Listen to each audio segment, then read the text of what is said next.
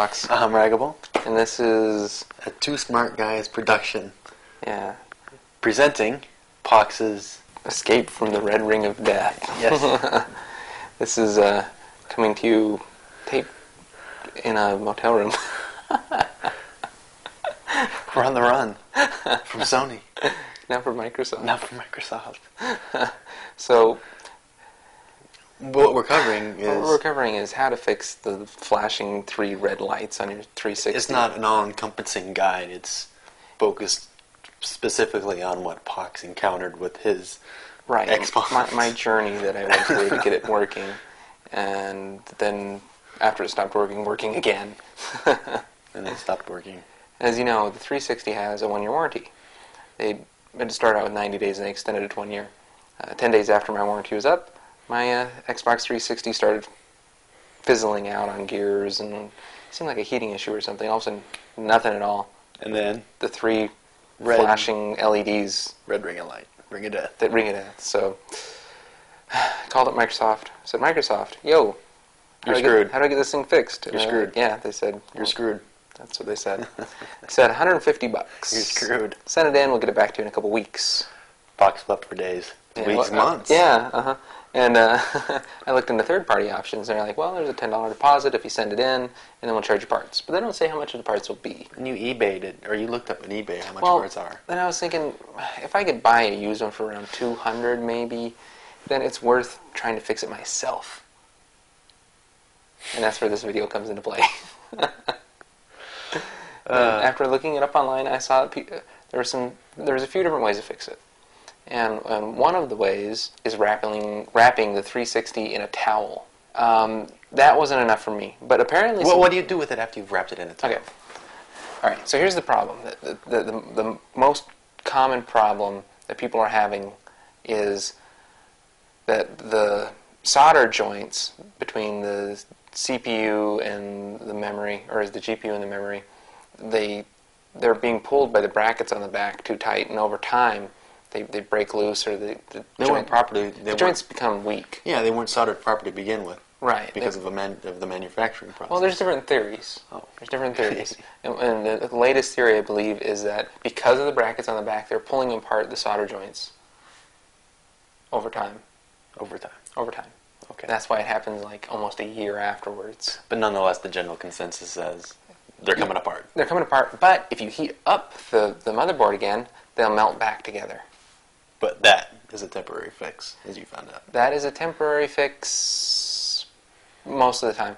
Sometimes I've heard people say 6 out of 10 they can get to fix. If you realize if that pressure's still there, that pressure is still going to be exerting forces on those so points again. every couple months, people have to take them out and they'll have to heat up the motherboard again. But a simple way that has worked for some people: wrap it in a towel, kick it on for 15 minutes, and let it bake.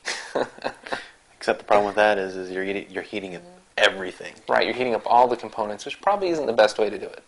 What was the other method that you actually used? The method that I'm going to show you, and that I did use, was actually disassembling the whole 360, and we got some links on our show notes of how to do that. And then what you do is you carefully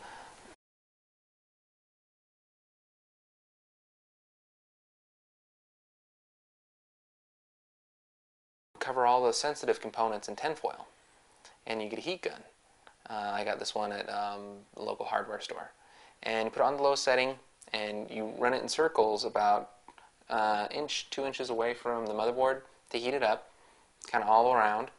And then what you do is you kick it on high, then heat it up for another 2 minutes, and then you kind of focus in and circle around on that bus between the GPU and the memory. After about 2 minutes there, you kick it back onto low and cool it off for another minute, and then let it set for a good 15-20 minutes and totally chill out before you reassemble Fire it up or anything. So before you put it back together again, you'll want to get some Arctic Silver, some really good thermal paste, and scrape off the old crap that was on there and put on some decent stuff, because that's also another issue people are having with the Xbox simply overheating, is the thermal paste just isn't very good in the first place. Stock stuff. Yeah, it's just the only benefit to that is that it's applied in a very specific amount to be spread out evenly. So some people, all they have to do is just, if they're having overheating issues, is just take it apart and put on some good thermal paste, put it back together, and you're good to go. Or the water cooling kit. or the water cooling kit. Maybe a future episode, who knows. Also, there's brackets on the back, and that since those are potentially causing this problem, there are methods of putting in washers and screws instead of having these big cross brackets that are having all this pressure on the motherboard. Distributed. Yeah. So in 2 more months when mine breaks again, I'm going to try that method or possibly get the water cooler. I would suggest getting a water cooler right away. So the first time I did this, it worked for 2 weeks.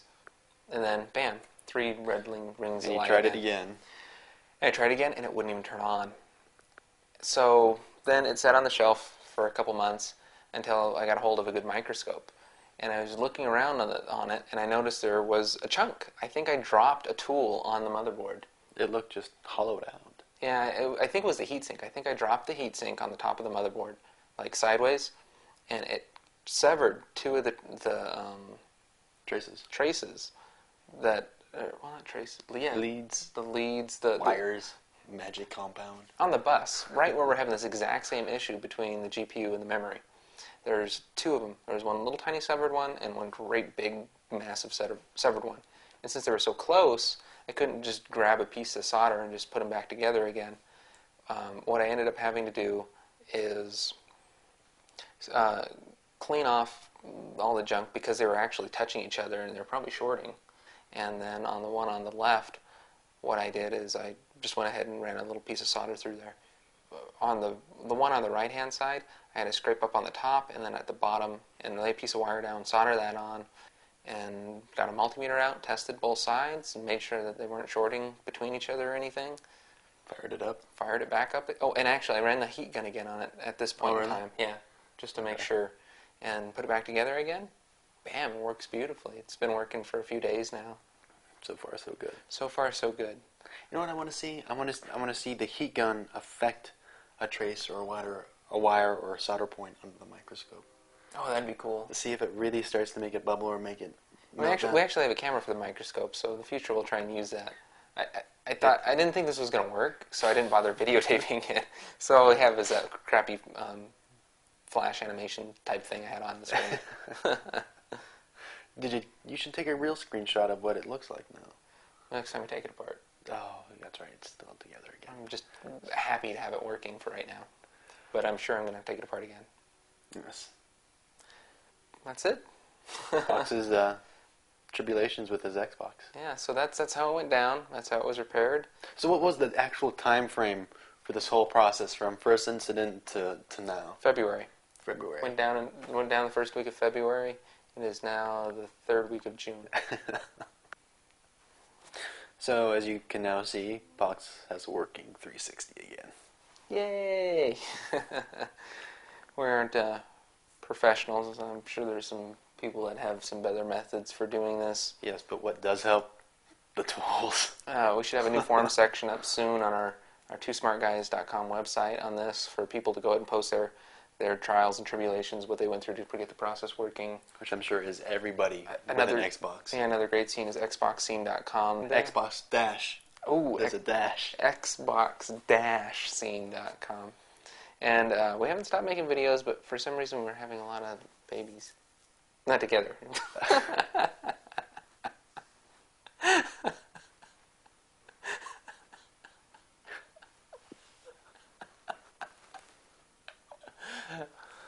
It's late and that was too funny. Anyways, we've got new sons. Yes. And they've been occupying a little bit more time lately. But my studio slash garage is almost finished, and almost. You still have to put up walls. No, I just gotta put up. Well, we can put up the green screen curtain right now. Okay. And we're good to go. Okay. Okay. Anyways, good luck, have fun, and we'll see you on the next episode of one of our shows. Don't make a commitment. Don't make a commitment. Don't.